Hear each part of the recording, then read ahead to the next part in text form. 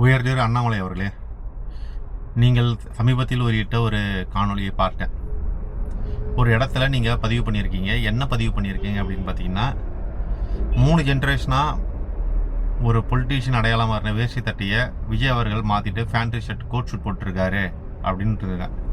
அது பிரச்சனை கிடையாது. அதுக்கப்புறம் ஒரு கமெண்ட் சொல்லியிருக்கீங்க, என்னென்னா மழை காலத்தில் இவர் எப்படி தண்ணியில் இறங்கி நடப்பாருன்ற மாதிரி ஒரு கமெண்ட் பாஸ் பண்ணியிருக்கீங்க. உண்மையிலேயே ஒரு யூத் பொலிட்டீஷியனாக உங்கள் மேல் நான் ரொம்ப பெரிய மரியாதை வச்சுருக்கேன். உண்மையிலேயே மக்களை முட்டாளாக்குற இந்த மாதிரியான அரசியலில் நீங்கள் ஈடுபடாதீங்க. ஏன் அப்படி சொல்கிறேன்னு பார்த்தீங்கன்னா, அந்த கோட்ஷூட் வந்து கவச குண்டலம் கிடையாது, உடம்போடு ஒட்டி இருக்க விஷயம் கிடையாது. டெய்லியும் அவர் ட்ரெஸ் மாற்றுறாரு. மழை வந்தால் மழைக்கேற்ற ட்ரெஸ் போட்டுவார். முதல்ல அதுக்கு முன்னாடி எனக்கு ஒரு கேள்வி இருக்குது.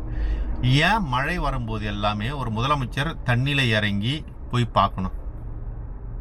அப்படி வருஷம் தண்ணியில் இறங்கி பார்த்த முதலமைச்சர்லாம் தமிழ்நாட்டை சரி பண்ணிட்டாங்களா அப்படின்னு பார்த்தா, இந்த 60 வருட காலத்தில் சென்னையில் இல்லை, தமிழ்நாட்டில் எங்கேயுமே தண்ணி நிற்கக்கூடாது.